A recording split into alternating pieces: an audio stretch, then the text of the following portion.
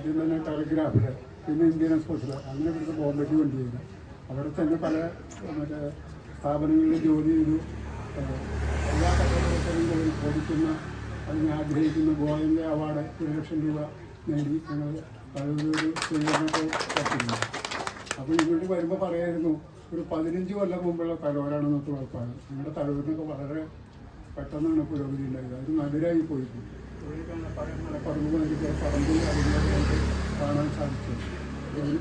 ഇന്നും അവിടെ എത്ര തിരക്കുണ്ടെങ്കിലും ആ പഴയ കാര്യങ്ങൾ ആലോചിച്ച് പഴയ സൗഹൃദം പുലർത്തുന്ന അപൂർവം ഒരു വ്യക്തിയാണ് ശ്രീ ദിനേശ്. ഞാൻ നോക്കി പറയല്ല, ഒരിക്കലും പറയാൻ സാധിക്കും. പലരും അത് മറക്കാണ്, നമ്മൾ വന്ന വഴി മറക്കാം. ഈ കാണുന്ന ചരിത്രമറിഞ്ഞ നാടാണ്. കാരണം വാദ്യവിദഗ്ധർ, പാചക വിദഗ്ധർ, പായകൃഷ്ണ കാഴ്ചകളായിരുന്നു ഈ പ്രദേശങ്ങളിൽ. ഞാൻ ഇവിടെ അടുത്ത് നമ്മുടെ വൈദ്യുതി സഭ ഉണ്ടായിരുന്നു. നമ്മുടെ റിസപ്ഷന്മാരെയൊക്കെ കരുതിയിട്ട് അപ്പോൾ ആദ്യം പറഞ്ഞു ആൾക്കാരൊക്കെ കുറച്ചുണ്ടാവുള്ളൂ. അദ്ദേഹത്തെ ആദ്യമായിട്ട് അവിടെ പ്രഭാഷണം പറയാൻ പോയപ്പോൾ 7 ആളാണ് ഉണ്ടായിരുന്നു. അപ്പോൾ പറഞ്ഞു, ഞാൻ പറഞ്ഞു 7 ആൾ, ഏതോ മനുഷ്യ, ഞാൻ ആളെ നോക്കിയിട്ടല്ല, എൻ്റെ കർമ്മം നിർവഹിക്കുകയാണ് ചെയ്യുന്നത്. അപ്പോൾ ഇവിടെ ആളുകൾ നല്ലൊരു പ്രശ്നമാണ് ഈ പ്രദേശത്തിൻ്റെ എന്തായാലും ഉയർച്ചയ്ക്ക്. ഭാഷ പഴയ കാര്യങ്ങളൊക്കെ ഞങ്ങൾ പഴയ ആൾക്കാർക്ക് ഇപ്പം എന്താ പഴയ കാര്യങ്ങൾ പറയാൻ കേൾക്കാനാവില്ല. ഞങ്ങൾ വയസ്സായവരൊക്കെ ഇടയ്ക്കാൻ കുറച്ച് കൂടാറുണ്ട്. കുറേ പഴയ കാര്യങ്ങളായ ആൾക്കാരുണ്ട്. ആർക്കും ഇഷ്ടമല്ല, എല്ലാവർക്കും മൊബൈലല്ലേ, മൊബൈലിൽ കുറ്റം പറയല്ലേ ചെയ്യുന്നത്.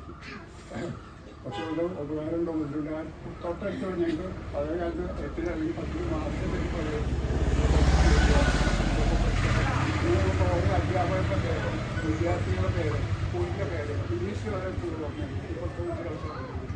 അപ്പോൾ ഈ സ്ഥാപനം എന്തായാലും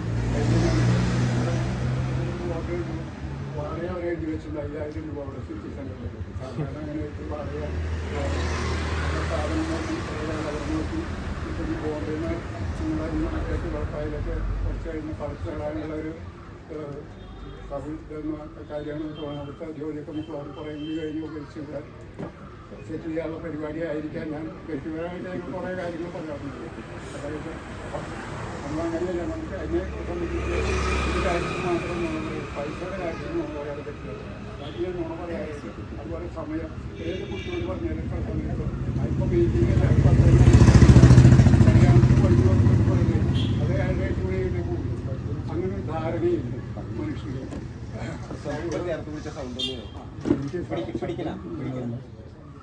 എനിക്കിപ്പോൾ പണ്ടൊക്കെ ധാരാളം അങ്ങനെ പഴയ കാര്യങ്ങൾ സംസാരിക്കാറുണ്ട്.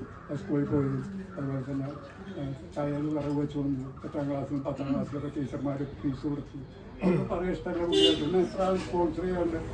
ദിനേശ് വളരെ ബുദ്ധിമുട്ടിയിട്ടൊക്കെയാണ് ഇപ്പോൾ പഠിച്ചിരിക്കുന്നത്. അന്നൊന്നും ആരും സ്പോൺസർ ചെയ്യാറുണ്ട്. പത്രത്തിൽ വന്നാൽ 100 ആൾ സ്പോൺസർ ചെയ്യാറുണ്ട്. വീടില്ല അല്ലെങ്കിൽ അസുഖത്തിന് കാരണം എന്നൊക്കെ പറഞ്ഞിട്ട് ഞാൻ ദീർഘിപ്പിക്കുന്നില്ല. എന്തായാലും ഈ പ്രദേശത്ത് നിങ്ങളോടൊക്കെ കുറച്ച് നിമിഷം ആ പഴയ കാര്യങ്ങളൊക്കെ പങ്കിടാൻ സാധിച്ചത് വളരെ പ്രധാനത്തിലുണ്ട്. ഈ സ്ഥാപനം പഞ്ചായത്തിൻ്റെ അധികാരത്തിലുണ്ട്. അതിൻ്റെ നൂലാമാലകൾക്ക്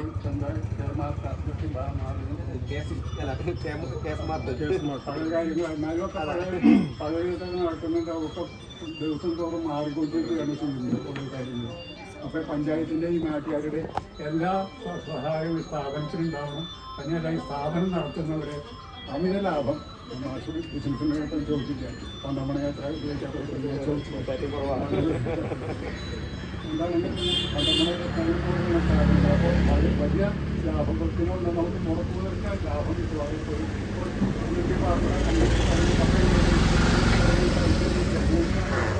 ആൾക്കാർ പൈസ കിട്ടുന്നില്ല. ഇവിടെയൊക്കെ ധാരാളം ജോലിയാണെങ്കിൽ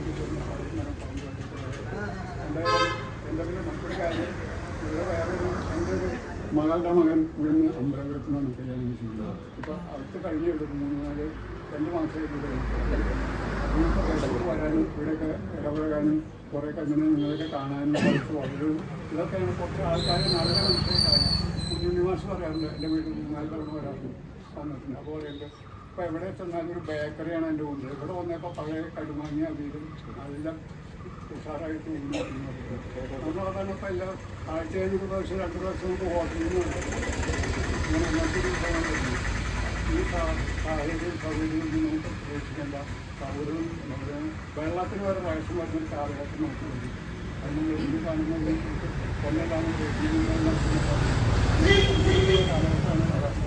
എന്തായാലും ഇന്ന് നിങ്ങൾ ഇവിടെ വരാനും ഈ സ്ഥാപനത്തിന് വലിയ ഉദ്ഘാടന സംബന്ധിക്കാനും സാധിച്ചു. വളരെ പുണ്യമായിട്ട് നിങ്ങളൊക്കെ കാണാൻ കുറേ ആൾക്കാരെ കാണാനൊരു ജീവിതത്തിലായിട്ടും കൂടുതൽ കാര്യമാണ്. ആൾക്കാരെ കാണാൻ കിട്ടില്ല. ഇതിന് നമ്മൾ കല്യാണത്തിന് മീറ്റിങ്ങിന് പോകണം. കുറേ പഴയ ആൾക്കാരെ കാണാനുണ്ട്, ഇതാണ് ഭക്ഷണം കഴിക്കാനുണ്ട്. ഈ സ്ഥാപനത്തിന്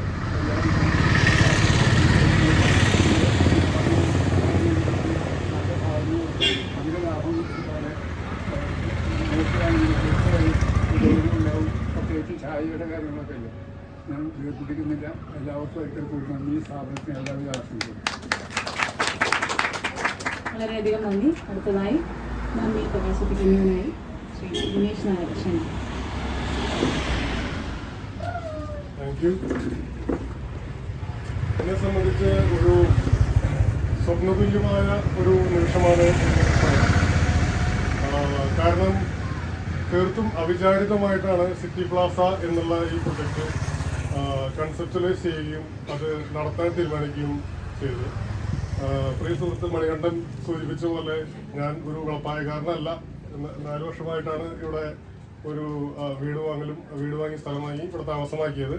പക്ഷെ അതിനുശേഷം ഈ സ്ഥലം വാങ്ങാൻ ഇടവരികയും ഞങ്ങളൊരു ഫീസിബിലിറ്റി സ്റ്റഡി, ഒരു പ്രൊജക്റ്റിനെ പറ്റി ഒരു ഫീസിബിലിറ്റി സ്റ്റഡി നടത്തിയപ്പോൾ ഇത്രയും പൊട്ടൻഷ്യലുള്ള വികസനത്തിന് സാധ്യതയുള്ള ഒരു സ്ഥലമാണ് കളപ്പായ. കാരണം മെഡിക്കൽ കോളേജും അതുപോലെ ഹെൽത്ത് യൂണിവേഴ്സിറ്റിയും ഒരു വെളിപ്പാട് അകലെയുള്ള, അതുപോലെ ഷൊർണൂർ റോഡിൽ നിന്ന് വെറും 2 മണിക്കൂർ മാത്രം 2 കിലോമീറ്റർ മാത്രം കണക്ടിവിറ്റി ഉള്ള, ഗുരുവായൂർ റോഡുള്ള വളരെ ആക്സസ് ഉള്ള ഒരു സ്ഥലമാണ് കളപ്പായ. എന്നിരുന്നാൽ തന്നെയും ഈ ചൈന ബസാർ കഴിഞ്ഞിട്ട് നമുക്ക് അവണൂർ വരെ കാര്യമായിട്ടുള്ള വികസനങ്ങളോ അല്ലെങ്കിൽ ഇൻഫ്രാസ്ട്രക്ചറോ ഒന്നുമില്ലാത്ത ഒരു സിറ്റുവേഷനാണ് നമ്മുടെ പഞ്ചായത്ത്, അവണൂർ പഞ്ചായത്ത് ഉണ്ടായിട്ട് പോലും അതിന് മുമ്പിൽ പോലും കാര്യമായിട്ടുള്ള ഒരു വ്യവസായ സംരംഭങ്ങളോ അല്ലെങ്കിൽ ഇൻഫ്രാസ്ട്രക്ചർ ഡെവലപ്മെൻറ്റും ഇല്ല.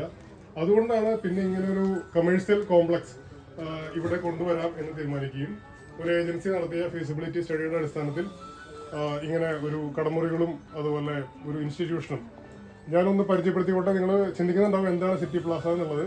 ഇതിലിപ്പോൾ ഗ്രൗണ്ട് ഫ്ലോറിൽ ഇപ്പോൾ സ്റ്റാർട്ട് ചെയ്യാൻ പോകുന്നത് ഒരു ബ്യൂട്ടി പാർലർ കം ബ്യൂട്ടി അക്കാഡമിയാണ്. അതായത് ബ്യൂട്ടീഷ്യൻ കോഴ്സ് ചെറുപ്പക്കാർക്ക് ട്രെയിൻ ചെയ്യാൻ ഉദ്ദേശിക്കുന്ന 3 months 6 months കോഴ്സുകളെല്ലാം അവർ പ്രൊവൈഡ് ചെയ്യുന്നുണ്ട്.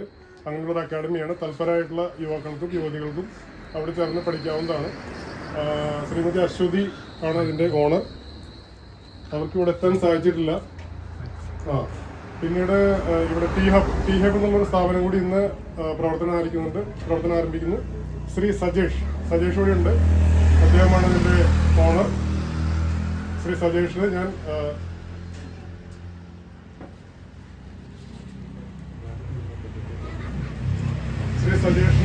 എല്ലാവിധ ആശംസകളും. ഈ സ്ഥാപനം വളരെ വിജയകരമായി മുന്നോട്ട് പോകട്ടെ എന്നും ആശംസിക്കുന്നു. ബഹുമാനപ്പെട്ട പഞ്ചായത്ത് പ്രസിഡന്റിന് തിരക്കുള്ളതിനാൽ പോണ്ടി വന്നു. എന്നിരുന്നാൽ തന്നെയും കുറച്ച് സമയം നമുക്ക് വേണ്ടി ചെലവഴിച്ച് ഔപചാരിക ഉദ്ഘാടനം നിർവഹിച്ചതിന് ശ്രീമതി എമിലി ഹരിദാസിന് ഞാൻ നന്ദി പറയുന്നു.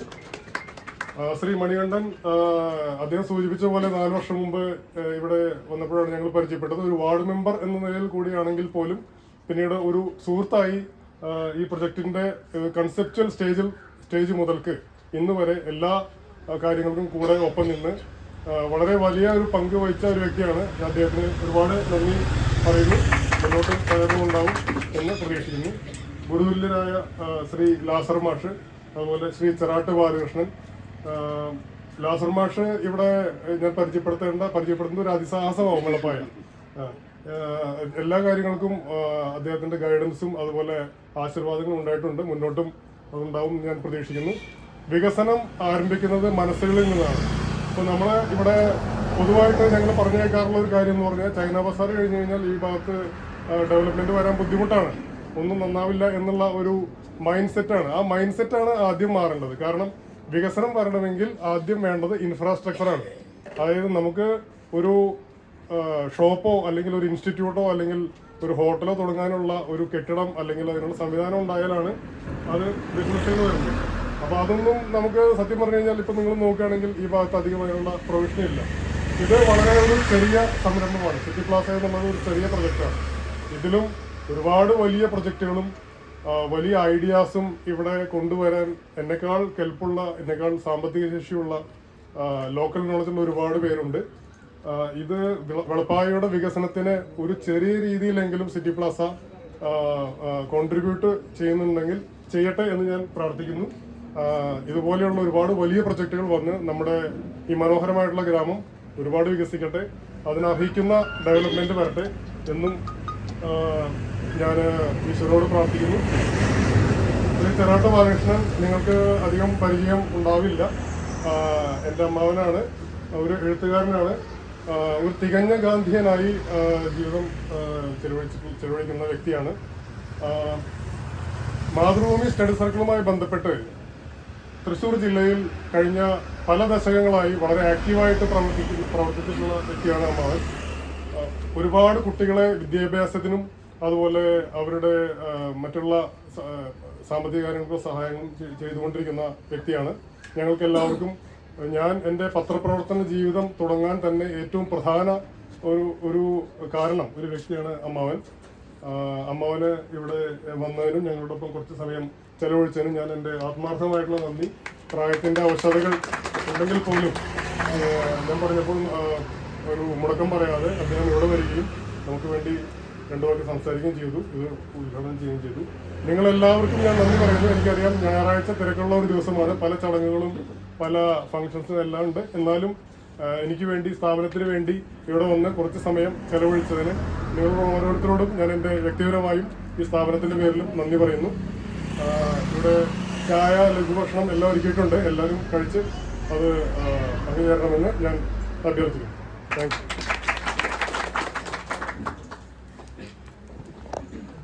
ചടങ്ങ് ഔപചാരികമായി അവസാനിച്ചിരിക്കുകയാണ്. എല്ലാവർക്കും നന്ദി.